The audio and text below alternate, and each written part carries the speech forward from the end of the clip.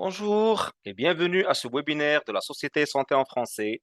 Mon nom est Adam Berada et je serai votre hôte pour l'heure qui suit. Pour celles et ceux d'entre vous qui ne sont pas familiers avec notre organisme, permettez-moi une petite introduction. La Société Santé en français est un regroupement national dynamique qui a pour objectif de promouvoir le développement de la santé en français pour les communautés francophones et acadiennes vivant en situation minoritaire au Canada. La société est le point de rencontre de 16 réseaux régionaux, provinciaux et territoriaux, œuvrant à la concertation des partenaires intéressés à améliorer l'accès à des services de santé en français dans toutes les provinces et territoires où le français n'est pas la langue de la majorité de la population. Il convient également de rappeler que la Société Santé en français reconnaît que ses bureaux à Ottawa sont situés sur le territoire traditionnel non cédé du peuple Anishinaabe-Algonquin, présent en ces lieux depuis des temps immémoriaux. La société honore les territoires traditionnels sur lesquels son personnel et ses partenaires vivent, travaillent et se divertissent. L'objectif des webinaires offerts par la Société Santé en français est multiple. En premier lieu, il s'agit d'offrir un meilleur accès aux nouvelles connaissances, de faciliter la prise de décision éclairée par les données probantes, ainsi que de favoriser les interactions entre producteurs et utilisateurs de connaissances. Nos webinaires sont financés par Santé Canada. Je me permets aujourd'hui de vous présenter nos intervenantes que j'ai le plaisir d'accueillir. En premier lieu, Madame Marie-Ève Laforêt. Bonjour Marie-Ève. Bonjour Adam. Marie-Ève est professeure adjointe en École des sciences infirmières et Faculté des sciences de la santé et des services communautaires de l'Université de Moncton. En deuxième lieu, je vous prie d'accueillir Madame Stéphanie Collin. Bonjour Stéphanie. Bonjour. Stéphanie donc, est également professeure agrégée et directrice adjointe du secteur administration publique et gestion des services de santé en école des hautes études publiques. Et enfin, nous avons Madame Claire Johnson. Bonjour Claire. Bonjour. Donc, qui a un PhD en santé des populations, qui est également professeure adjointe en école des hautes études publiques et qui possède une maîtrise en gestion des services de la santé. Bonjour mesdames, je suis ravi de vous accueillir aujourd'hui et bienvenue à la Société Santé en français.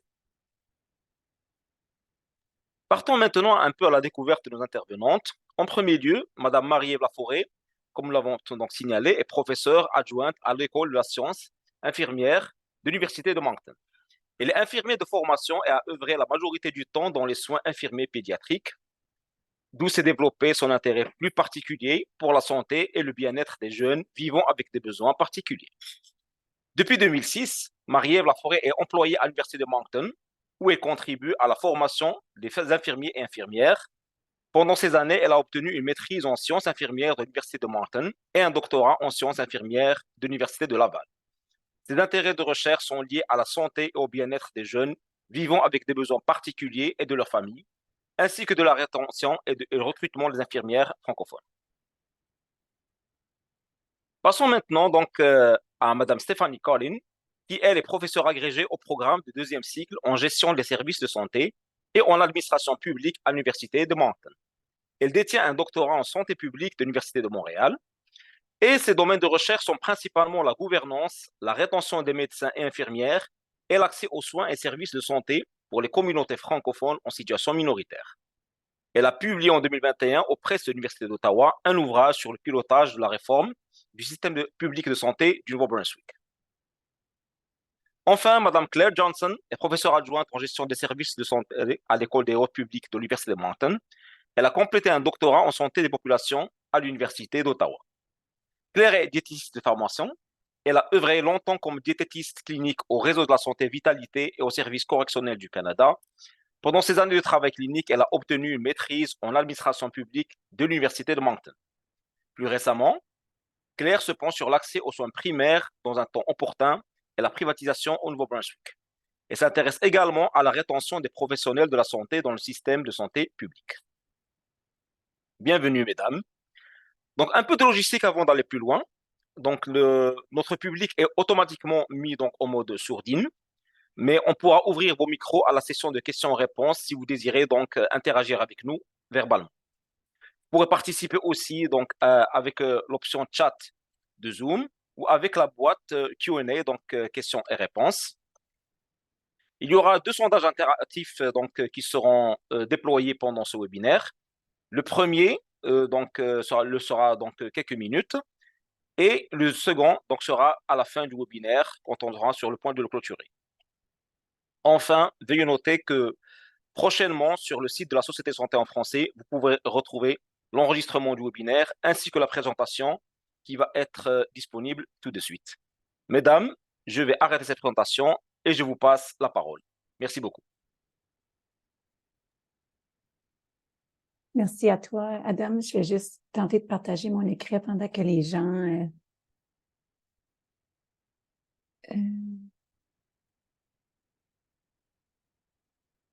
remplissent le sondage.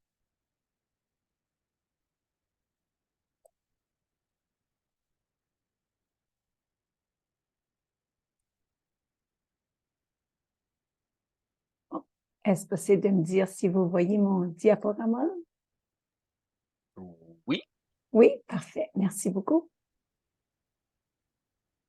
Super. Bon, je vais sans plus tarder débuter la présentation. Premièrement, merci aux gens du public d'être présents. Je vois qu'il y a des gens de Winnipeg, des gens de l'Ontario. Donc, bienvenue. Puis, merci aussi à la Société Santé en français de nous permettre de venir présenter les résultats de notre projet de recherche qui s'intéresse à la rétention des médecins et des infirmières dans les communautés francophones en situation minoritaire au Nouveau-Brunswick. Donc, moi, c'est Marie-Ève Laforêt, comme Adam l'a dit, et j'ai ma collègue Stéphanie Eclair qui sont ici présentes avec moi pour présenter. On va miser sur les facteurs internes et externes qui contribuent à la rétention des médecins et des infirmières. Dans le fond, qu'est-ce qui pousse les infirmières ou les médecins à quitter leur profession, à quitter leur poste, au sein du réseau ou de demeurer en poste? Donc, avant de débuter, je dois présenter ma belle équipe qui a été fondée en 2021, d'où on a vraiment amené nos intérêts communs de vouloir se pencher sur la pénurie et la rétention des professionnels de la santé dans la province. On s'est muni d'une équipe de chercheurs vraiment avec différentes expertises. On peut voir, comme vous l'avez vu juste dans la présentation de Adam, que Stéphanie et Claire ont tous deux une expertise en gestion des services de la santé. Stéphanie principalement en gouvernance et en réforme, Claire en accès aux soins de santé. Il y a moi et ma collègue Annick Dubé qui tous les deux sont infirmières de profession, puis on est professeurs à l'École de sciences infirmières à l'Université de Moncton. Donc, on amène la perspective plus infirmière au sein du projet de recherche. Michel Landry, qui est notre collègue du côté médical, qui lui est doyen associé au Centre de formation médicale du Nouveau-Brunswick, puis qui apporte l'expertise médicale dans le projet. Et Martin Lausier, qui est professeur à l'Université du Québec en Outaouais. Puis lui, son expertise est beaucoup en psychologie du travail et en gestion des ressources humaines, qui est une expertise importante dans la rétention des professionnels de la santé. On a aussi 2 agentes ou assistantes de recherche. Premièrement, Manon Cormier, qui est avec nous depuis le début sur le projet, qui, elle, a joué un rôle assez crucial dans notre équipe dans le sens qu'elle avait une vision plus neutre, puis elle pouvait trancher lors des décisions. C'était comme notre juge lors de nos débats ou de nos discussions chaudes lors des analyses ou dans la planification du projet. Puis tout récemment, on a Jennifer Hakim, qui est une étudiante au doctorat, qui elle aussi s'intéresse à la pénurie et à la rétention, qui s'est joint à notre équipe. Donc, le projet de recherche que je vous présente aujourd'hui a été financé par les Instituts de recherche en santé du Canada lors d'une subvention catalyseur pour les comités de langue officielle en situation minoritaire. On a eu à peu près de 100 000 $ sur une année pour effectuer le projet. Puis, on a été en mesure d'aller évaluer les facteurs de la rétention sur tout le territoire de notre réseau de santé partenaire dans cette recherche, qui est le réseau de santé Vitalité, qui, dans le fond, desserve majoritairement les communautés francophones de la province. On a aussi publié notre protocole de recherche, donc toutes les étapes qu'on a mis en pratique dans une revue scientifique. Comme belle équipe, là, on poursuit de s'intéresser à la rétention des professionnels de la santé.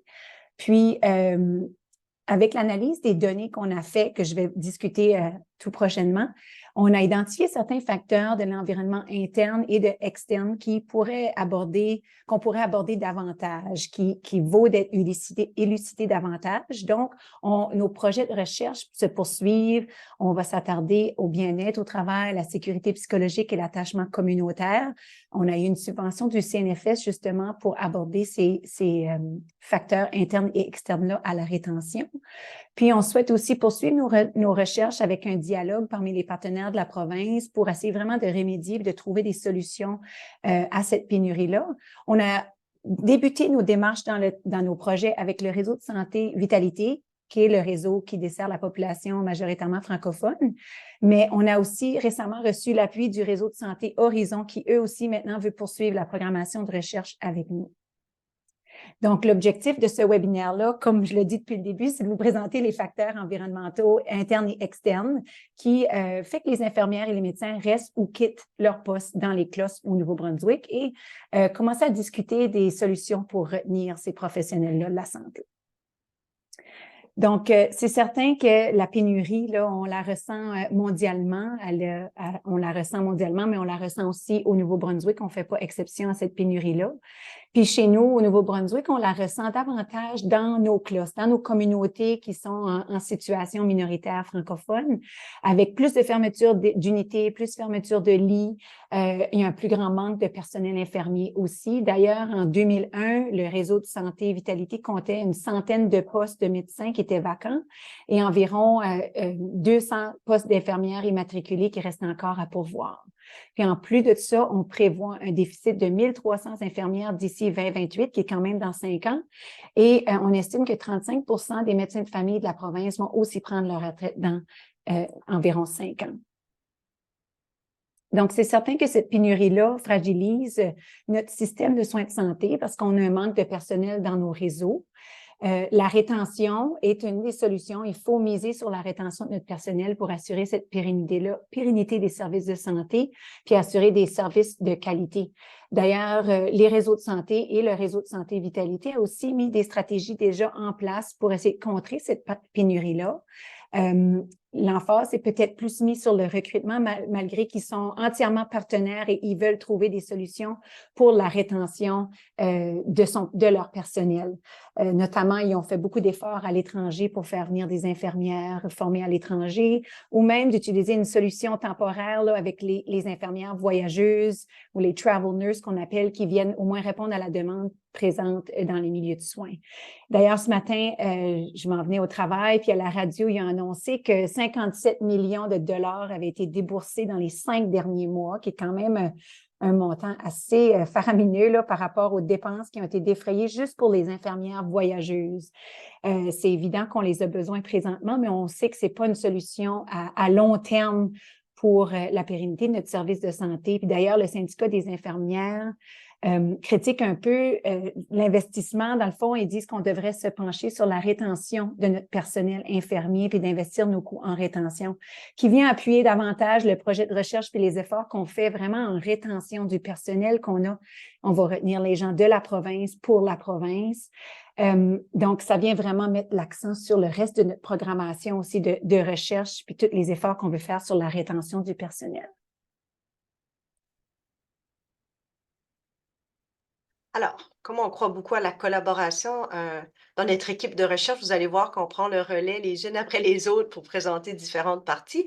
Pour le moment, je voulais un peu m'attarder, ou on souhaitait s'attarder à la réforme qui a été lancée en 2008 au Nouveau-Brunswick, parce que on constate, dans le cadre de nos entretiens, surtout avec les médecins, que 15 ans plus tard, les conséquences de la réforme, qui avait été lancée en 2008, ou près de 15 ans, sont encore palpables.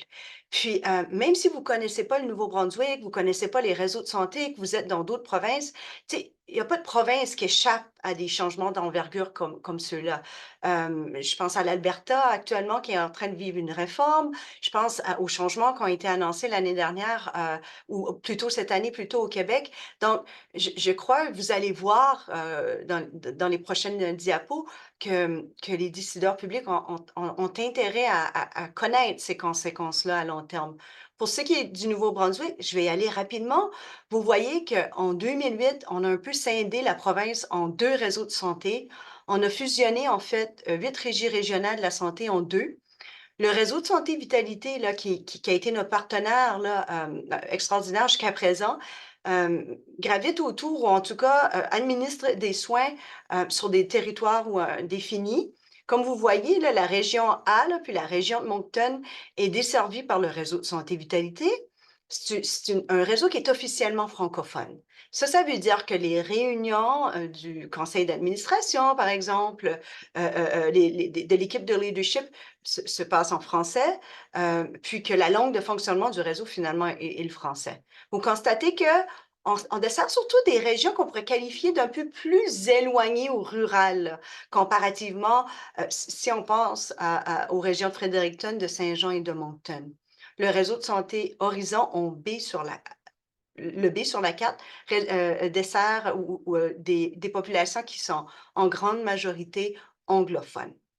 Un petit mot pour dire que en 2008, lorsqu'on a annoncé le changement, c'est certain que les buts du changement étaient de créer un système moins fragmenté. On voulait assurer une viabilité, améliorer l'accès aux services et aux soins. Or, lorsqu'on a lancé le changement en mars 2008, on n'a pas présenté d'objectifs tangibles. Ça a encore des répercussions aujourd'hui parce que on voit que les gens ne savaient pas trop où est-ce qu'on s'en allait, n'avaient pas vraiment un phare là, qui allait guider leurs actions pour la suite.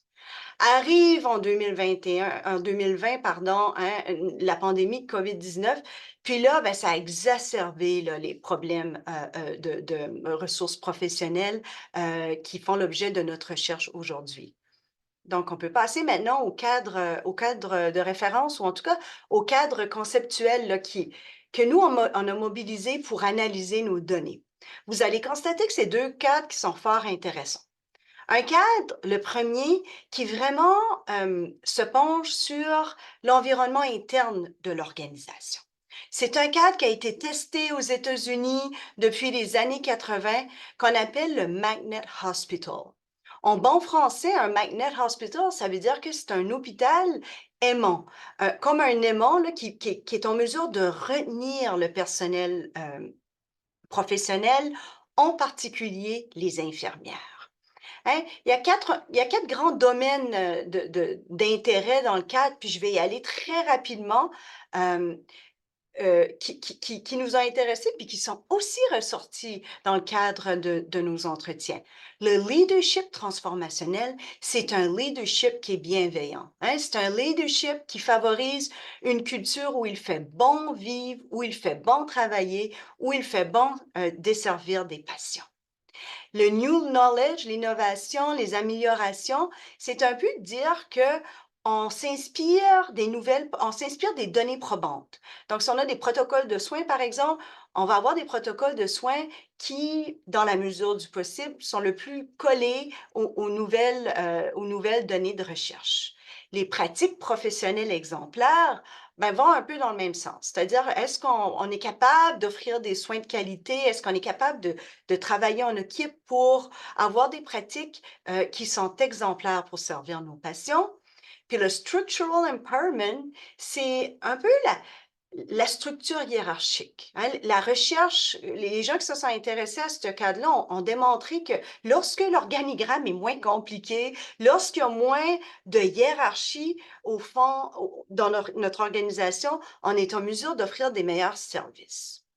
Tout ça, ça devrait avoir des résultats empiriques concrets, c'est-à-dire que ça devrait permettre d'offrir des soins de qualité et sécuritaires à nos patients. Ça fait partie d'un contexte plus large, d'un contexte de rareté des ressources, par exemple, un contexte d'un choc externe comme une pandémie. Si on passe ça, donc, ça nous a permis de faire l'analyse de nos données là, internes, de nos facteurs internes qui nous intéressent aujourd'hui. L'autre cadre, c'est le cadre Making It Work. un cadre qui était familier au réseau de santé vitalité, un membre du conseil d'administration l'avait présenté au réseau de santé vitalité. C'est d'ailleurs nos partenaires qui nous l'ont, qui nous ont fait connaître ce cadre-là, qui est fort intéressant également parce qu'il se penche sur les facteurs de l'environnement externe. Donc, qui tourne autour de la rétention, la planification et le recrutement, hein. La planification devrait se faire en fonction des besoins des communautés, notamment le recrutement devrait impliquer la conjointe, le conjoint, on y reviendra tout à l'heure, devrait engager les communautés dans le recrutement, puis la rétention, par exemple, devrait offrir dans les communautés, permettre aux individus d'avoir des possibilités de formation, que ça soit pas trop compliqué de pouvoir se former, de pouvoir se perfectionner, par exemple. Puis ce qui est intéressant avec le cadre, puis je termine là-dessus, c'est que on en discute, puis on tente. On n'a pas encore beaucoup testé de façon empirique, mais on en parle dans des régions de l'Ontario, par exemple, puis dans des régions qui sont très éloignées, puis encore plus éloignées que nos régions rurales au Nouveau-Brunswick, là, comme la péninsule acadienne ou le Madawaska. Donc, nos deux cadres qui lancent le bal puis qui nous permet un peu de faire de l'analyse des facteurs internes et externes. Donc, je te laisse la parole, Marie-Ève. Donc, c'est comme Stéphanie l'a présenté, le but, dans le fond, c'était d'aller ressortir les facteurs internes et externes à la lumière de nos cadres qui influencent la rétention des médecins et des infirmières, puis ensuite formuler des recommandations concrètes. On a utilisé un débit mixte, donc il y a eu un volet qualitatif et quantitatif pour aller chercher les données auprès de nos participants. On a aussi on a commencé par des groupes de discussion auprès des dirigeants, des gestionnaires, des administrateurs du réseau de santé pour voir leur perspective par rapport aux facteurs de rétention. Ensuite, on a fait 57 entrevues semi-dirigées avec des infirmières et des médecins qui sont soit encore en poste ou qui ont quitté dans les derniers 5 ans pour aussi aller voir leur perspective par rapport aux facteurs. Ensuite de tout ça, on a passé un sondage au sein du réseau, puis on a eu une très belle participation, une très belle collaboration. On a eu près de 700 sondages qui ont été complétés auprès des infirmières et médecins.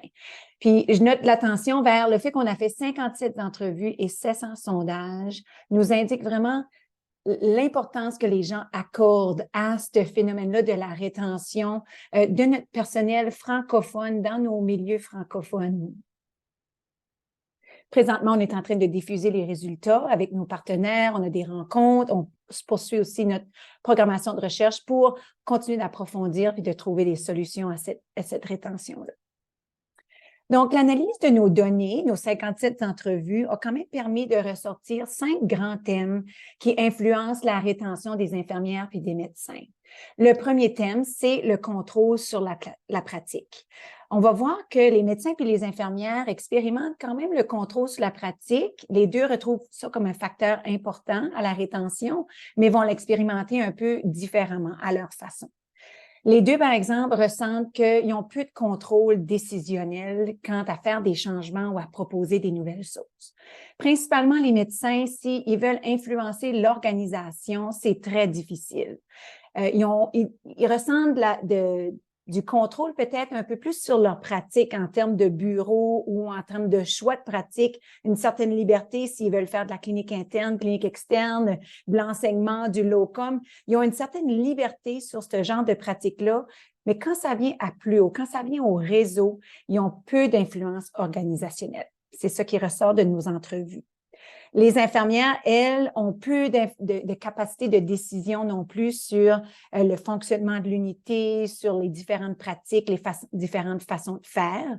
Puis eux aussi ressentent peu de contrôle par rapport à la pratique ou même l'horaire, dans un sens que ils peuvent rentrer une journée puis sont amenés à flotter dans une autre unité, puis ils n'ont pas le contrôle là-dessus, ils sont amenés à aller dans une unité qu'ils ne connaissent pas, par exemple. Ou ils ont peu de contrôle sur leur horaire, dans le sens qu'ils essaient de faire des ententes avec des collègues, ils essayent de placer des vacances, essayer de faire une sorte de conciliation vie-travail, puis ils ont beaucoup de difficultés parce qu'ils ont peu de contrôle là-dessus. Il y a une médecin qui disait, par rapport à l'hospitalier, c'est une grosse structure, que pour faire un changement, juste moi, ça ne mènerait pas vraiment à grand-chose. On voit qu'il y a vraiment un manque de contrôle ou une perte de contrôle ici. Par rapport à la conciliation vie-travail, je dirais que les deux trouvent que c'est important pour la rétention. Les deux souhaitent avoir une conciliation vie-travail, les médecins comme les infirmières. C'est juste qu'ils vont l'expérimenter différemment. Les infirmières vont le vivre un peu plus passivement, dans le sens parce qu'ils ont peu de contrôle, ils sont appelés à rester pour un double, faire de l'overtime, sont appelés du surtemps, appelés à venir pendant leur journée de congé à rentrer. Ils ont moins de contrôle, donc ils vivent un peu plus passivement. Puis c'est parfois des raisons pourquoi certaines infirmières vont quitter principalement le milieu hospitalier. C'est dans ces milieux-là qu'on l'a observé davantage. Ils vont quitter pour des emplois de jour, de semaine, de 8 heures, par exemple. Puis il y a une infirmière qui disait justement qu'elle avait quitté. Il y a beaucoup de monde que c'est pour cette raison pourquoi ils cherchent de s'en aller, parce que c'est pas un lifestyle qui est facile avec des enfants. Pour les médecins, eux, ils vont avoir un peu plus une prise de conscience parce qu'ils ont la capacité de travailler comme qu'ils veulent, d'avoir une certaine liberté de contrôle sur leur pratique. Puis à un moment donné, ils vont réaliser, oh, j'ai besoin d'une conciliation vie-travail, puis ils vont être en mesure d'apporter un peu plus de contrôle sur cette conciliation vie-travail-là. Le deuxième thème qui est ressorti des analyses, qui est sûrement pas choqueur ici, la plupart des gens pourraient le reconnaître, c'est la charge de travail. Dans un sens, on sait qu'il y a un manque de personnel, le roulement du personnel infirmier et médical, la pénurie fait en sorte que les charges de travail sont très élevées pour nos professionnels de la santé. Les demandes sont élevées chez les infirmières. On sait qu'il y a une augmentation dans la complexité des soins. On se retrouve souvent à travailler avec une dotation qui est inadéquate, donc un ratio de patients infirmières qui n'est pas toujours sécuritaire non plus. Puis on sait que la pénurie ne touche pas juste les professionnels de la santé, mais aussi tout le personnel de soutien. Donc, les infirmières sont des fois amenées à faire des tâches hors de leur champ de pratique. Donc, il y a de nombreuses responsabilités qui sont ajoutées à la tâche de l'infirmière. Les demandes sont très élevées, qui, à la fin de la journée, ça apporte beaucoup de fatigue et d'épuisement pour les infirmières. Certaines infirmières disaient, tu sais, de prendre une pause ou c'est difficile d'aller à la toilette. Donc, ils finissent leur relais fatigués. Une infirmière disait justement, des journées, on allait être 8 infirmières, puis d'autres journées, on allait être 5. Mais on avait les mêmes attentes. On s'attendait à la même charge de travail. Donc, les demandes ne changent pas malgré la dotation inadéquate. Chez les médecins aussi, la demande est élevée. On dit les standards de soins ne diminuent pas. Ils augmentent et la demande augmente aussi, mais la main-d'œuvre n'est pas là. Ils ont plusieurs demandes qui ajoutent à leur charge de travail. Ils sont aussi en manque de personnel. Puis eux, leurs demandes aussi, des fois, sortent un peu du soin médical ou qu'ils pourraient être dirigés vers d'autres services, puis ils sont pris à prendre en charge des cas qui ne sont pas nécessairement de leur relève, comme les burn-out, les détresses psychologiques, par exemple. Ils ressentent aussi une grosse lourdeur administrative. Quand on parle de lourdeur administrative, on parle aussi comme de papeterie, de paperasse que les médecins disent. Il y en a une qui disait, puis plusieurs l'ont mentionné, tu sais, on est formé pour être médecin, on n'est pas formé pour être des businessmen. Puis ça s'ajoute toujours à la charge de travail quand ils font référence à tous les documents qu'ils doivent signer pour les assurances, pour les patients, que ça soit en termes de gérer un bureau. Il y a une lourdeur qui s'ajoute à leur charge de travail. Comme troisième thème, on a les pratiques innovantes, puis vraiment, ça se rajoute un peu à notre Magnet Hospital, puis les capacités d'innovation. Pour les infirmières et les médecins, les deux trouvent ça difficile d'innover ou d'amener des nouvelles choses, des nouvelles pratiques. Plus les médecins que les infirmières, on a documenté dans nos entrevues. On voit que l'innovation prend des années en raison de toute cette lourdeur administrative-là, la hiérarchie, tous les paliers qui doivent être surmontés pour pouvoir faire des changements au sein de l'organisation, d'apporter des nouvelles pratiques. Excusez. Puis souvent, on ne sait pas nécessairement par où se pencher, c'est qui qu'on peut aller chercher pour vraiment appuyer nos innovations. Il y a un médecin justement qui disait avant que tous les médecins soient d'accord, le protocole était prêt 3 ans plus tard. L'innovation est freinée. On ne t'empêche pas de le faire, mais on fait tout pour que le projet n'arrive pas. Il y en a d'autres qui ont tenté de mettre des projets, mais les demandes, il fallait produire des rapports, il fallait faire des demandes, le passer par plusieurs comités, que les projets ne finissent pas par se concrétiser. Même chose pour les infirmières. Quand on veut faire des changements sur les unités, qu'on veut avancer la pratique, ça prend beaucoup d'étapes. Il faut passer par plusieurs paliers pour être capable de faire un changement. Puis une autre chose qu'on a notée au sein de la culture peut-être infirmière, c'est que des fois, il y a beaucoup de résistance au changement. C'est difficile d'apporter des nouvelles choses dans les milieux. Il y a une infirmière justement qui disait, on a essayé d'aller avec de nouvelles façons de faire, on a essayé de voir les best practices, mais ça n'a jamais marché. Un autre élément qui n'est pas sorti auprès des médecins, mais qui est sorti chez les infirmières, c'est vraiment le développement professionnel. Puis Stéphanie l'a mentionné aussi dans le Making It Work comme un élément essentiel de la rétention. Puis le développement professionnel, c'est peu disponible pour les infirmières. Puis les infirmières, ils ont soif. Ils disent, c'est important pour nous d'apprendre. On a soif, mais on n'a pas toujours accès. Du fait qu'il y a déjà un manque de personnel infirmier, c'est difficile de libérer les infirmières pour aller à du développement professionnel. Chose qu'on a moins observée chez les médecins qui, eux, ont un peu plus de liberté de ce côté-là. Je laisse la parole à ma collègue Claire qui va poursuivre avec les 2 autres thèmes. Merci, Marie-Ève. Il y aurait quelques petites affaires que j'aurais envie d'ajouter déjà au départ sur ce que Stéphanie a dit, puisque sur Marie-Ève a dit, je me suis retenue de vous interrompre, les dames. J'essaie d'être polie parce qu'on a de la visite aujourd'hui. Une chose sur l'organigramme compliqué.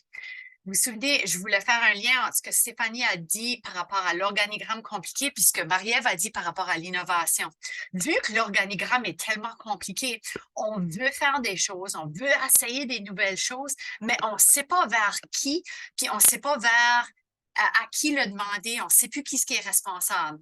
Puis une chose qui complique beaucoup les organigrammes, c'est des organigrammes qui sont continuellement en changement, qui est un phénomène qu'on a aussi observé. On tente d'améliorer les choses, ce qui est bien, mais on est continuellement en changement. On ne sait plus, ça a changé dernièrement, qui est quoi.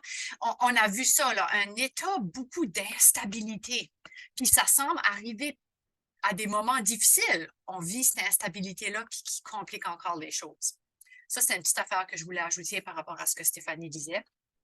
Une autre chose que je voulais ajouter par rapport à ce que Marie-Ève disait sur le contrôle des pratiques. On entendait beaucoup du côté infirmière des gens qui avaient des postes depuis longtemps. Puis pour longtemps, on disait avoir un poste, c'était très favorable, c'était vu d'une bonne façon. Un poste stable, un poste à temps plein, c'était comme prestigieux parce qu'on avait des bénéfices avec ça. Mais on voyait qu'il y avait beaucoup d'infirmières qui quittaient leur poste justement, mais revenait comme occasionnel. Ça, c'est un phénomène qu'on avait comme jamais observé avant. Pourquoi est-ce que quelqu'un voudrait quitter son poste, mais revenir comme occasionnel? Puis c'était pour gagner le contrôle sur l'horaire. Parce que là, c'est eux qui décident quand est-ce qu'ils font leur relais. C'est eux qui décident quand est-ce qu'ils sont disponibles ou non. Puis ça, c'est un nouveau phénomène qu'on voit. Puis c'est quelque chose qui était ressorti dans nos résultats. C'est 2 petites affaires que je voulais rajouter. Mais là, je vais parler de ce que moi j'étais supposée de parler, là. Le leadership transformationnel. Puis Stéphanie vous en a parlé pendant qu'elle présentait le cadre théorique. Puis le leadership transformationnel est super important. C'est un leadership qui réussit à inspirer les gens, à mobiliser les gens, à travailler ensemble envers un certain but très spécifique. Puis là, je vais dire que ça a ressorti beaucoup dans nos résultats par rapport aux infirmières puis aux médecins, ce leadership-là. Mais encore une fois, c'est vécu différemment parmi les infirmières que chez les médecins. Bon, ça fait que le leadership transformationnel, la façon qu'on l'a vraiment vu ou la façon que ça nous a été communiqué par rapport aux infirmières, c'est qu'il y avait vraiment une différence entre le leadership qui était vécu au niveau de l'unité. Puis ça, on va appeler ça le superviseur immédiat ou le leadership immédiat. Puis là, il y avait comme le leadership plus organisationnel ou comme de la haute gestion. Puis on voyait souvent que ces deux choses-là étaient vécues ou perçues différemment. Dans certains cas, les gens sentaient un bon soutien au niveau de l'unité, au niveau de leur superviseur immédiat. Mais au-delà de ça, ils sentaient que les mains de leur superviseur immédiat étaient liées par des règlements, puis des pratiques, puis des politiques où ce qu'on n'était pas tout à fait certaine d'où ça venait, là. Retourner à l'organigramme compliqué. Puis, ils ne ressentaient pas nécessairement ce soutien-là par rapport à la haute gestion ou comme l'équipe de leadership ou la structure organisationnelle du réseau. Dans les cas là où ce que les gens se sentaient mieux soutenus au niveau de leur superviseur immédiat, il y avait tendance à rester plus longtemps. Ils se sentaient soutenus, ils se sentaient compris, ils se sentaient à l'écoute, là.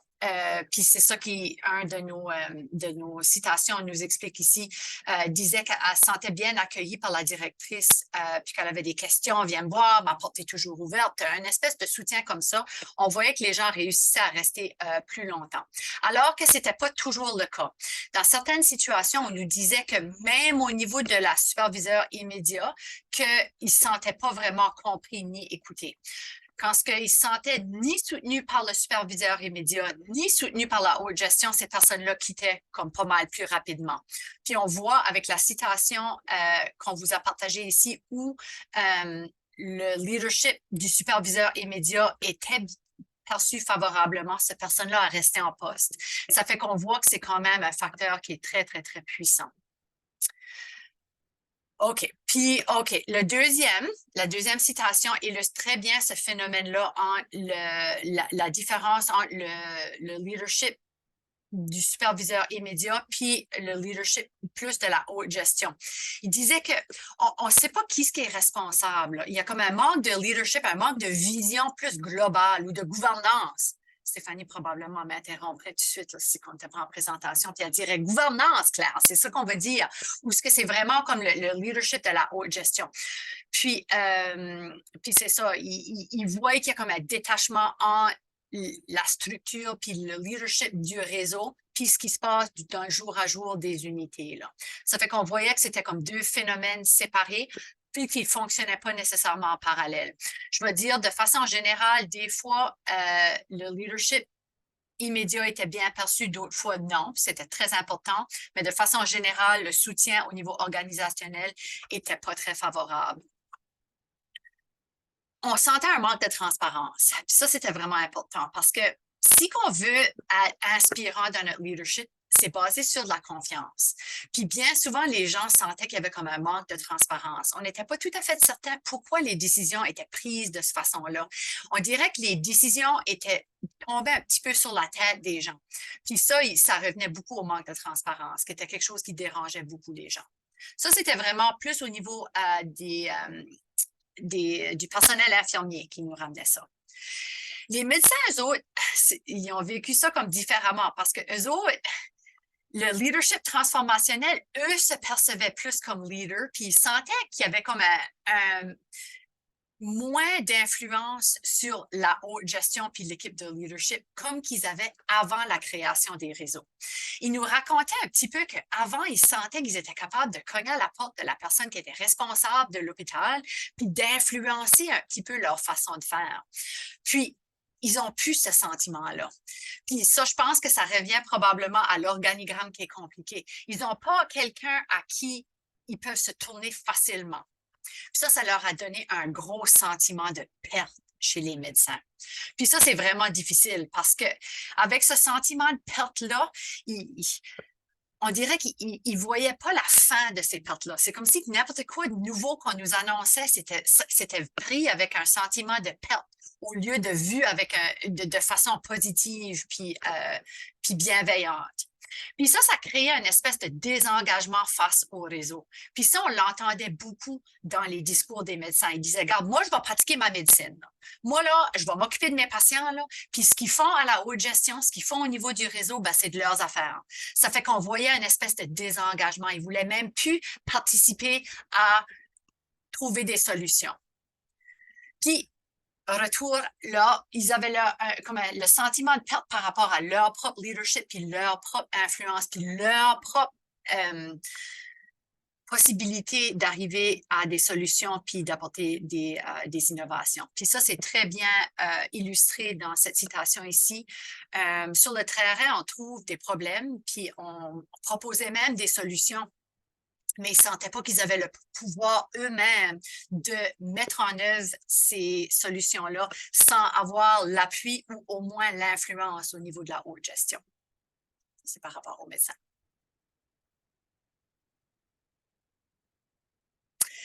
OK. Cinquième thème, le climat de sécurité psychologique. Ceci, c'en était un qui m'a vraiment interpellée et qui est venu me chercher. Là. Ça fait que je suis vraiment heureuse de vous en parler aujourd'hui. La sécurité psychologique au travail, ça, c'est vraiment intéressant. C'est vraiment quand on est capable de créer un environnement que même si que les conditions sont difficiles, même si que la charge de travail est grande, même si c'est une période difficile, on se sent quand même bien puis en sécurité au travail. Puis ça, c'est vraiment important parce que on sait que les accidents vont arriver. On sait que les erreurs vont arriver. On sait que dans les milieux hospitaliers ou des milieux de soins, les choses n'arrivent pas tout à fait parfaitement bien à toutes les fois. Et quand on ressent une belle sécurité psychologique au travail, on sent qu'on est capable de passer ces défis-là ensemble. Alors que quand la sécurité psychologique est moins là, l'espace sécuritaire n'est pas là, puis on sent si qu'on fait une erreur, ben, on va nous taper dessus. On va nous blâmer. On va se mettre à dire, c'était à qui la faute? Qui est-ce qui a fait ça? Et on voit que ça crée vraiment un climat de sécurité psychologique vraiment négative. Puis ça va avoir un impact sur la santé psychologique des gens. Chez les infirmières, eux autres vont vraiment ressentir beaucoup de stress puis beaucoup de peur par rapport à leurs décisions. Puis ça devient vraiment difficile parce que, comme que Marie-Ève l'a décrit, ils sont souvent dans des situations où la charge est beaucoup, beaucoup trop élevée. C'est qu'ils ne se sentent pas comme si qu'ils vont être bien soutenus si quelque chose va un petit peu tout croche, ben ça va créer énormément d'anxiété chez ces personnes-là. Puis ça va faire que les conditions non sécuritaires vont devenir insupportables pour eux. Parce qu'ils sentent vraiment, si quelque chose arrive, là, je vais laisser à moi-même, puis on va me blâmer. Alors que d'autres environnements où le climat de sécurité psychologique était plus favorable, on voyait que le soutien des pairs était très présent. Puis là, ben, les conditions moins sécuritaires où la charge de travail était plus élevée, on voyait qu'ils vivaient bien parce qu'ils savaient qu'ils allaient avoir le soutien ou le support de leur père et de leur superviseur immédiat.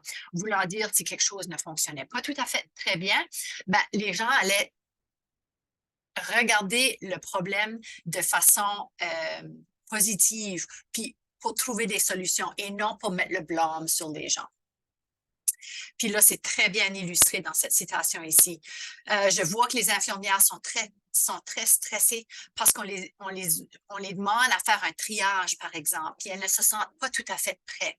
Ça fait quand on met les gens dans des situations où ils ne se sentent pas prêts, sans avoir une bonne sécurité psychologique, ben, on voit que ça devient trop difficile. C'est là que les gens quittent. Par rapport aux médecins qui, encore une fois, vivent ceci un petit peu différemment, la sécurité psychologique, pour eux, c'était vraiment, ils ont la sensation d'être laissés à eux-mêmes. Puis là, je vais l'expliquer parce ils l'ont expliqué très clairement, où au lieu d'avoir recours aux outils qu'ils ont besoin, puis aux ressources qu'ils ont besoin, ils étaient vraiment laissés à eux-mêmes à faire leur travail. Puis ça, ils trouvaient ça vraiment difficile. Parce que dans la médecine, c'est très rare que les choses sont à 100% claires. Il y a toujours un élément de risque par rapport à poser un diagnostic ou proposer un traitement.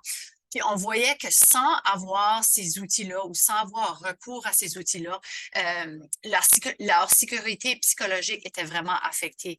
Puis ils trouvaient ça vraiment difficile de prendre des décisions ou de donner des traitements sans avoir recours à ces outils-là. Puis ce médecin ici l'a très bien expliqué parce qu'il disait qu'il a besoin d'avoir un système solide autour de lui avec les outils pour être capable de faire son travail. Il disait que souvent les ambulanciers allaient justement dire ben, appelle ton médecin demain, puis il va pouvoir te régler. Puis là, le patient l'appelait, puis là, il disait oui, j'aimerais bien pouvoir t'aider, mais je n'ai pas recours aux outils que j'ai besoin pour pouvoir te fournir ces services-là. Puis ça avait un gros impact sur leur sécurité psychologique. Puis là, ça aussi, ça a un impact à long terme sur la santé des gens. Bon, le cycle de la pénurie. Ah, ceci, c'était vraiment intéressant. Ceci, on l'a vu clairement dans la littérature, puis ça a sorti vraiment fort dans nos résultats. On a une situation où on a une pénurie. Ça veut dire qu'on n'a pas suffisamment de gens pour travailler ou on n'a pas suffisamment les outils ou les ressources autour de nous pour faire notre travail. Bien, ça, clairement, ça va avoir un impact sur la charge de travail. Ça va faire que la charge de travail va augmenter. On l'a vu avec le ratio infirmier, infirmière, patient. On le voit avec les médecins qui n'ont pas nécessairement accès aux mêmes outils comme qu'ils aimeraient. Ça augmente la charge de travail. Ça va faire une ou deux choses. Ça va soit faire que les gens vont se tenir ensemble, puis se soutenir, puis vraiment s'aider pour traverser, ou ça va créer une tension. Dès que la tension entre les collègues s'installe, puis là, on commence à se blâmer. Ah, mais ça, c'était pas moi. Ça, c'était pas mon patient. Ça, c'était toi. Puis ils se tournent vraiment un contre l'autre. Ça va avoir une influence très négative sur le climat de travail.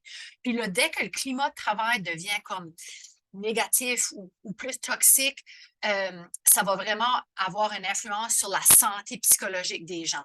Puis là, dès que ça commence à s'installer, ben là, les gens commencent à quitter. Puis là, ça va faire comme un effet domino. On voit qu'une personne a comme le courage de quitter, puis là, les autres vont suivre.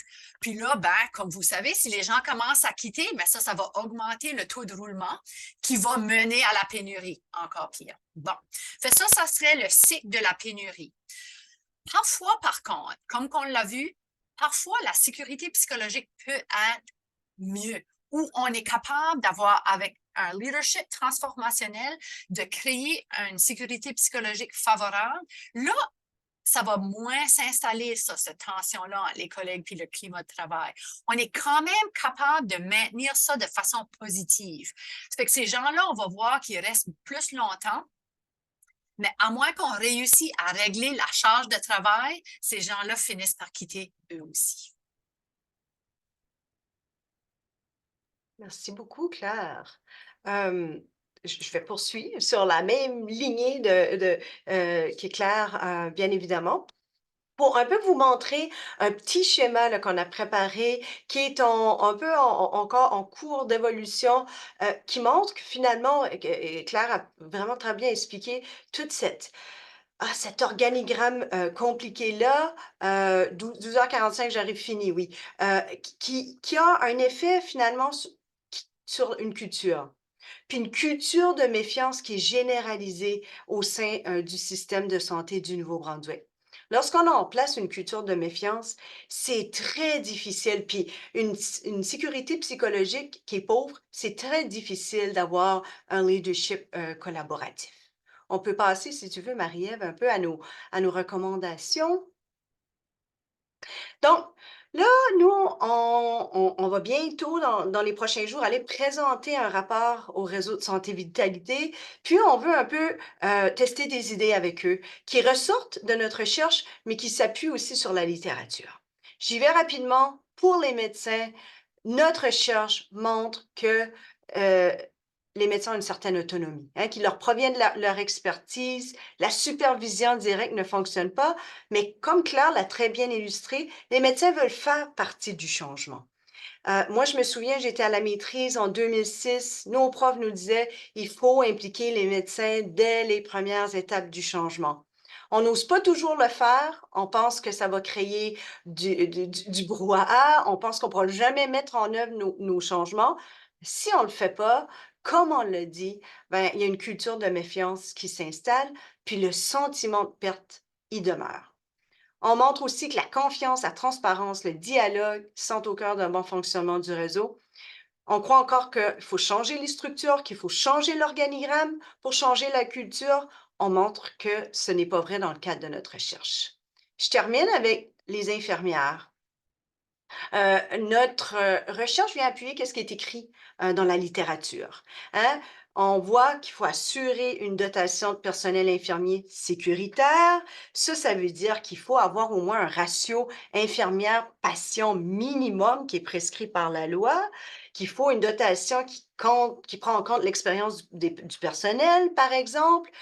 Il faut un leadership, comme Claire l'a dit, qui est où est-ce qu'on met en œuvre un climat de travail sécurisant. Les infirmières nous disent qu'elles aussi veulent avoir une voix dans les décisions. Peut-être pas même au même niveau, de la même manière que les médecins, mais veulent participer aux décisions. Là, il y a toute la question de la planification des horaires qui est revenue chez nous. Je sais qu'il y a des projets pilotes en cours dans le réseau de santé au Nouveau-Brunswick.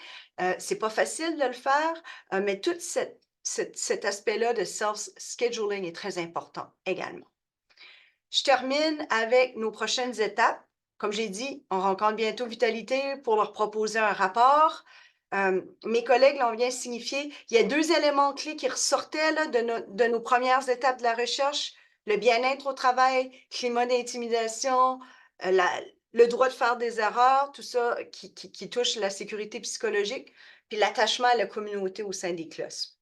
On a parlé du Making It Work. Très important, on se rend compte que l'attachement à la communauté est plus fort encore que l'attachement à l'organisation. On a des gens qu'on a interviewés qui ont quitté le réseau de santé, mais qui ont trouvé un autre travail, pas en santé, dans leur communauté. Donc, on veut explorer, on veut étudier ça davantage. Puis là, on espère entamer vraiment un projet de dialogue provincial. Les gens nous disent, il faut s'asseoir ensemble, là. Pas juste les réseaux, les syndicats, les communautés, les acteurs qui vraiment ont leur mot à dire dans la rétention. Donc, voici les prochaines étapes de notre travail. Puis, merci beaucoup de nous avoir écoutés. Oui, merci beaucoup. Merci Steph et Claire d'avoir présenté avec moi. Puis juste pour finir, comme Stéphanie l'a dit, on l'a vu que les facteurs qui amènent à la rétention sont multifactoriels, ils touchent différents secteurs, puis c'est pour ça que c'est important d'impliquer tout le monde. Quand Claire disait que les gestionnaires se sentent les mains liées, bien, c'est peut-être relié à des politiques de l'établissement, mais aussi peut-être des éléments du syndicat. Donc, il faut assurer tous les gens à la table pour arriver à une solution. Je vais Merci arrêter le beaucoup, partage. Marie-Ève. Merci beaucoup, Stéphanie. Merci beaucoup, Claire, pour cette présentation intéressante, pertinente et captivante. Je pourrais vous écouter parler pendant des heures sur ce sujet donc, qui est très, très crucial. Mais bon, comme l'heure tourne, donc, je voudrais passer quand même la parole à notre public. Si vous avez donc des questions, donc dans la boîte de chat ou dans la boîte de Q&A, et si vous voulez donc agir, donc interagir de manière verbale, vous n'avez qu'à lever la main et après, on vous passera la parole. Nous avons déjà une petite question de Alan Katz, bonjour, et qui nous dit que est-ce que les infirmières de voyage, donc travel nurse, sont-elles les mêmes que les infirmières d'agence, agency nurses? Oui, je dirais que c'est la même chose, c'est juste un différent terme. C'est des agences qui sont embauchées. On a des contrats avec certaines agences, puis les infirmières viennent de l'extérieur. Ils voyagent pour une certaine période de temps pour venir remplir les besoins en milieu de soins. D'accord, très bien. Alors, nous avons non pas des questions, mais des réactions. Donc, c'est très apprécié. Donc, Madame Nathalie Boivin qui dit bravo, très intéressant et fort bien présenté. Je ne peux donc qu'être d'accord sur ce commentaire. Madame Annie Bronsard qui dit que c'est vraiment intéressant. Merci beaucoup.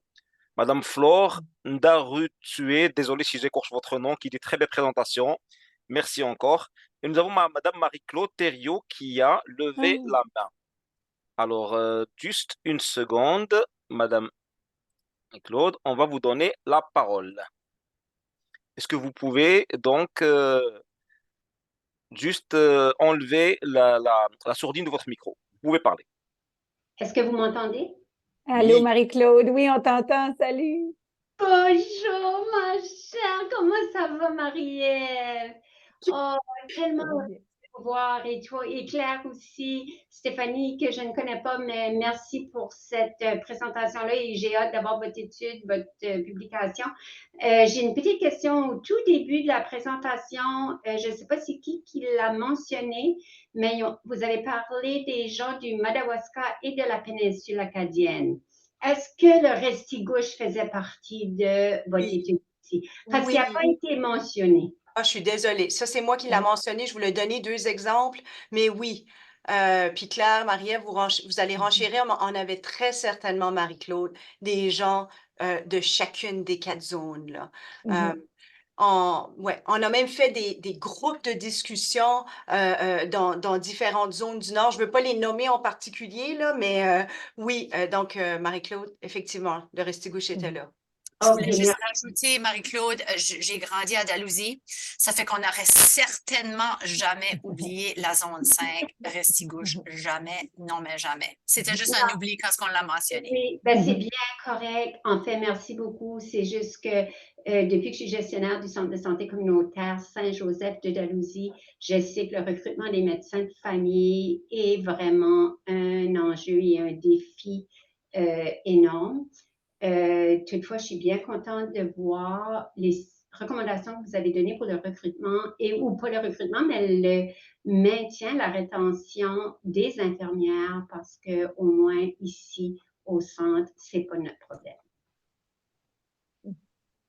Super. Merci, J'aime que tu Marie-Claude. mentionnes ça, Marie-Claude, parce qu'une partie de Making It Work, c'est justement de comment lier les communautés, qui sont des super belles communautés, comme notre coin du pays est extraordinaire, là, comme je pense au ski de fond, par exemple, ou le plein air.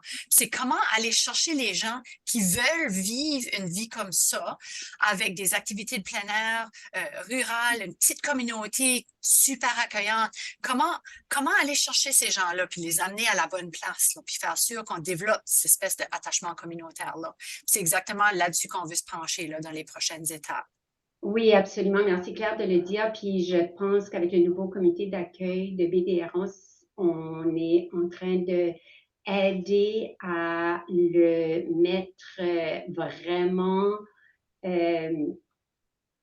sans faille pour qu'on soit certain que tout nouveau arrivant, nouvelle personne ici, soit accompagné dans son expérience de déménagement ici pour y rester.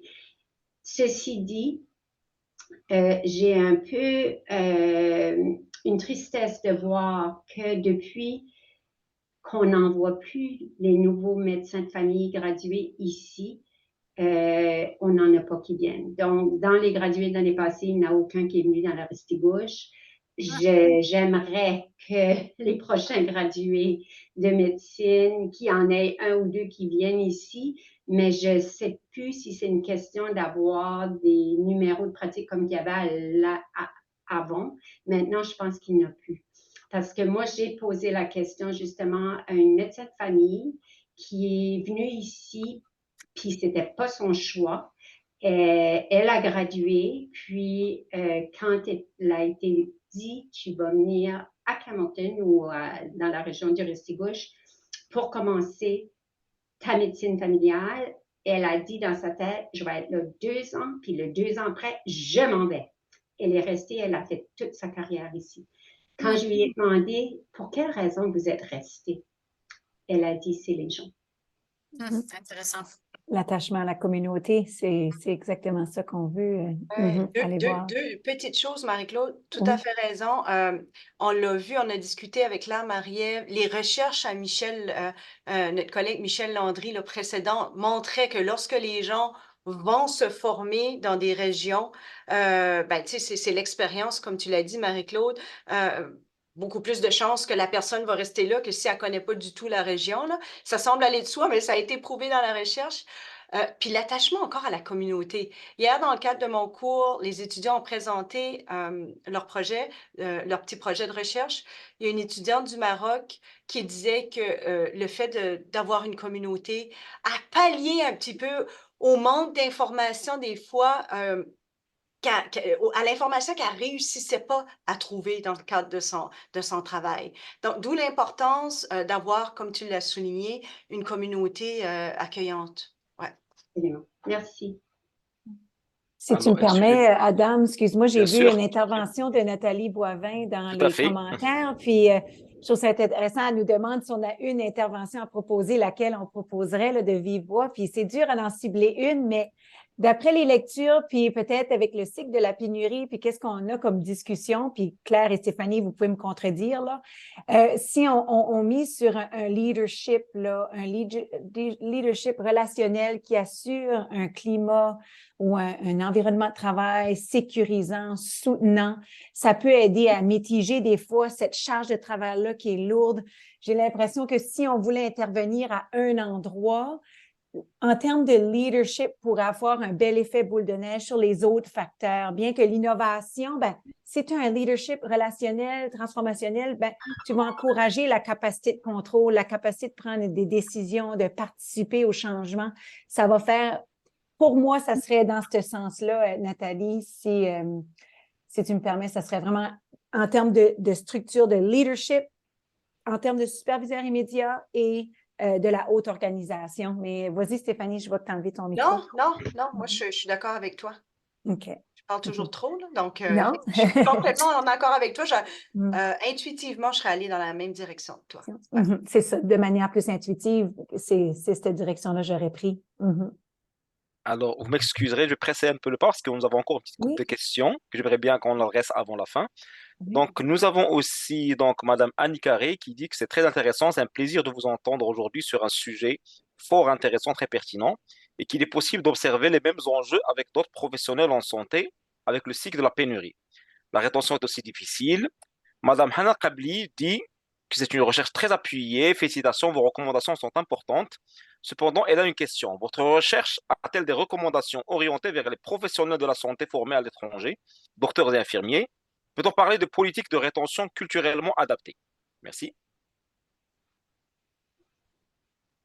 Pas encore, je dirais, pas encore, mais tout à fait des prochaines étapes super intéressantes. On est tous un petit peu impliqués dans d'autres projets aussi. On a celui-ci, mais on a des petits à côté. Ouais. Puis ça, c'en est un que moi, je me penche dessus personnellement. Comment est-ce qu'on fait pour accueillir les personnes de partout autour du monde, vraiment. Puis on voit que le réseau Santé Vitalité, c'est beaucoup tourné vers le recrutement à l'international. Ça fait que c'est très pertinent comme observation. Puis je pense que ça va faire partie de nos prochaines étapes. Quand on parle de l'attachement communautaire en particulier, là, j'ai l'impression qu'on va beaucoup ressortir des recommandations par rapport à ça. Puis Mais Claire, pas encore. pas totalement lié à la question de cette personne-là, mais un peu tout de même, Jennifer Hakim, qui est étudiante au doctorat, dont Claire fait partie de son comité, s'intéresse, puis là, je vais te laisser le dire, Claire, parce que je ne suis pas encore certaine, c'est quoi exactement son projet, là? C'était exactement ce projet-là auquel que je faisais référence, imagine. Moi, Stéphanie, là, des fois. Là. Oui, tout à fait. Mais, Jennifer Hakim, qui est une de nos étudiantes qui vient de terminer sa maîtrise en gestion des services de la santé. Elle est médecin formée au Liban. Puis, elle n'a jamais été capable de pratiquer la médecine ici. Ça fait qu'elle s'intéresse beaucoup aux barrières à l'accueil. Puis, c'est justement ça là, qu'on veut essayer d'améliorer le processus de reconnaissance des formations à l'étranger. Ça, c'est une première étape. Mais je pense qu'ici, c'est vraiment de les accueillir. Là. Une rétention culturellement adaptée, ça, c'est les prochaines étapes ensuite. Mais je pense avec l'attachement communautaire, c'est justement ça. Puis moi, je suis ravie d'entendre des belles initiatives comme que Marie-Claude nous a partagé, où ce que les gens sont en train de se mobiliser pour justement accueillir les gens. Parce que c'est ce qu'on voit qui est très important par rapport à la rétention. Là. C'est qu'ils se sentent chez soi, ils se sentent accueillis, appréciés par la communauté, qu'ils se trouvent un partenaire. Ça, c'est bien important. Faire un petit peu de matchmaking en santé. Parce que ça, c'est une chose aussi, je dis ça en farce, mais c'est vrai, si quelqu'un rencontre un partenaire qui vient d'une région, le taux de rétention augmente incroyable. Puis si cette personne-là a des enfants, puis il y a des grands-parents en proximité, rétention augmente, parce que tu vois qu'il y a vraiment comme un vrai attachement à la communauté, là. Merci beaucoup, Claire. Alors, entre une foule de commentaires positifs, nous avons une dernière question de Monsieur Alan Katz qui dit, donc, si vous aviez une baguette magique, recommanderiez-vous au gouvernement la dérégionalisation des soins de santé au Nouveau-Brunswick afin d'améliorer le recrutement et la rétention, une sorte de retour vers le futur? Ah, c'est une bonne question, Monsieur Allen. Il n'y a pas de réponse facile à des questions comme celle-là. On en discute tellement avec Claire, notamment. On a nous aujourd'hui, on semble être en pleine amitié, mais on a souvent des discussions corsées. Je fais des blagues sur tu sais, On va se voir dans le corridor après. oui, oui, c'est ça, elle est juste en arrière là. Non, non, on fait des blagues, mais c'est des grandes, c'est des grandes phases hein, de régionalisation où est-ce qu'on centralise, on décentralise. Il semblerait là, que en ce moment, en tout cas sur papier, je ne sais pas si c'est le cas, il y a un peu un retour vers les communautés. On a tenté de régionaliser, on a tenté de standardiser, comme j'ai dit tout à l'heure. Ça a eu des effets positifs, mais on se rend compte qu'on ne peut pas répondre aux besoins des communautés avec un one size fit all. Les projets d'innovation les plus beaux,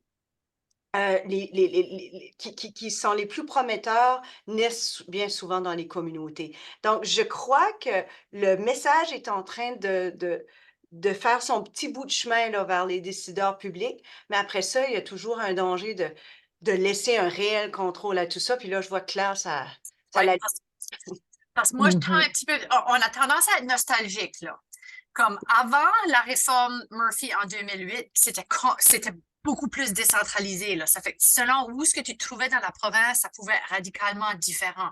Puis on a tendance à oublier les bénéfices de la centralisation. Parce que la centralisation, c'est le partage de bonnes pratiques, c'est de travailler ensemble lorsque les moments viennent difficiles. Pendant la pandémie, là, on voyait là, une collaboration là, entre les régions là, du réseau Santé Vitalité.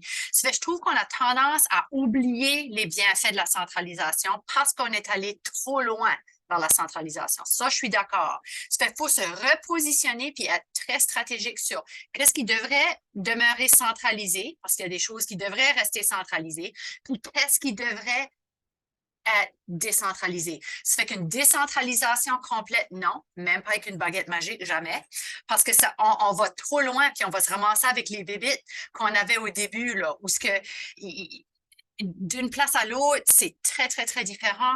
Puis, il y a dédoublement de toutes sortes de services qui pourraient être partagés. Ça met un repositionnement un petit peu plus vers la décentralisation. Oui, il faut retrouver notre équilibre. Puis surtout d'avoir des personnes plus locales avec une certaine responsabilité, avec un certain budget, avec une certaine marge de manœuvre pour décider des initiatives locaux qui sont en train de se développer. Mais là, quand une initiative locale se développe, il faut la partager ailleurs aussi. Il ne faut pas que ça reste dans la petite place non plus, d'où vient l'avantage de la centralisation aussi. Là. Ça fait une décentralisation complète, non. Non. Mais une sorte de réajustement, oui. Une sorte de centralisation hybride, là, d'un Oui, c'est sens. ça. Là, tu sais. Puis, Retrouver l'équilibre, oui. les décideurs ne voudraient jamais ce retour-là de toute façon parce que la santé, c'est 40% du budget. On aime quand même avoir un contrôle sur qu'est-ce qui se passe. Puis comme Claire l'a dit, c'est tout à fait légitime de vouloir standardiser tu sais, les protocoles, les pratiques et tout, là. Ouais. Donc, un équilibre. Quelqu'un l'a dit dans le clavardage, un équilibre. Alain Katz l'a dit, là, équilibre, tout à fait. Puis oui, il faut le retrouver. Puis oui, ça, je suis d'accord, là, qu'on a été trop loin vers la centralisation. Il faut retourner un petit peu sur le spectre de la décentralisation, mais pas complètement, non. Excellent. Je vois qu'il y a une autre question de Monsieur Paul-André Gauthier. Est-ce que la SSF va avoir une présentation aux gestionnaires d'hôpitaux ou dans certains milieux, il y a une hémorragie du personnel? Bah, alors, il faut souligner donc que donc les sujets donc des webinaires de la SSF, ils sont établis justement selon des sondages qui sont effectués auprès des professionnels de la santé pour savoir quels sont les sujets qui les intéressent le plus et qu'ils aimeraient bien voir donc être présentés par d'autres professionnels. Je n'ai pas la réponse à cette question précisément, mais sait-on jamais? Je vais dire jamais. Oui, Claire? Mais nous, on travaille en partenariat là, avec le réseau Santé Vitalité. Puis là, on commence à créer un partenariat avec l'autre réseau anglophone Horizon. Ça fait que nous, on tente de partager nos résultats tout à fait. Puis d'où vient l'importance du dialogue qu'on propose, là, puis qu'on veut continuer cet échange-là, puis continuer à partager nos résultats, puis surtout être à l'écoute des enjeux qu'eux ont pour que nous, on puisse pencher sur ces questions-là. Comme ça, c'est qu'on souhaite qu'il va continuer, là. Bien. Ça fait de notre côté, oui, on continue à travailler puis on continue à parler avec des gens dans le milieu. Merci beaucoup, Claire. Alors, il y a une question donc, qui demande s'il y aura accès à cette présentation. Oui, tout à fait. Vous aurez prochainement l'accès à cette présentation et à l'enregistrement du webinaire en entier sur le site de la Société Santé en français. Donc, si nous n'avons pas d'autres questions, il ne me reste plus, mesdames, qu'à vous Il y féliciter a encore une encore fois. une question. Ah, merci beaucoup, c'est Rivan. De qui, s'il te plaît?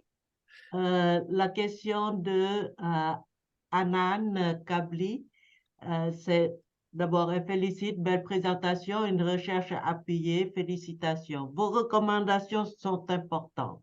Cependant, j'ai une question. Votre recherche a-t-elle des recommandations orientées vers les professionnels de la santé formés à l'étranger, docteurs et infirmières, entre parenthèses? Peut-on parler de politique de rétention culturellement adaptée? Je pense qu'on avait, Voilà. on avait répondu à cette Je pense aussi. question-là un peu plus tôt, disant qu'on n'est pas Oui. tout à fait là, mais c'est sûr qu'avec nos autres projets en parallèle, on voit de l'importance d'accorder au personnel qui vient de l'étranger. Justement, je pense qu'avec Jennifer Hakim, là, on avait mentionné qu'elle se penchait là-dessus. Puis, on parle beaucoup de recrutement, mais il faut qu'on trouve des solutions pour les retenir aussi, ces gens-là. Les accueillir et les retenir. Excusez-moi. Mhm. Mais je peux Comme vous le dire modèle que- Making It Work le mentionne, hein? Recruter, planifier, recruter et retenir. Je voudrais remercier Marie-Ève aussi qui nous a invités, Claire et moi, au webinaire. On la remercie également. Elle aurait pu faire ça toute seule, mais comme Oh l'invitation non. a dit, ensemble, on va toujours plus loin. Donc, merci Marie-Ève. Non, merci à vous autres, votre expertise là, avec les services de la santé, c'est de l'or. Mhm. Merci, mesdames. Ah, nous avons encore une petite question. Alors, je vois. Donc, Monsieur Karl Koyo, bonjour. Merci pour la présentation de cette recherche bien fouillée. Juste une petite question parallèle. Est-ce que vous avez pu mesurer la capacité des professionnels de la santé francophones à trouver un travail plus facilement que les anglophones ou plus proche de leurs aspirations personnelles? C'est pas vraiment un aspect qu'on s'est pensé dessus là, dans nos projets de recherche. Non. Mhm. Il y a des auteurs comme notre collègue, c'est pas nécessairement en santé, mais je sais que notre collègue Christophe Trenel s'intéresse à des sujets là, comme l'employabilité pour les minorités francophones en région rurale, avec Shedley Belkoja, si je me trompe pas avec son nom de famille. Il y a peut-être des trucs intéressants à aller chercher là, mais non, nous, on sait pas, ça faisait pas partie de notre objectif de recherche, malheureusement.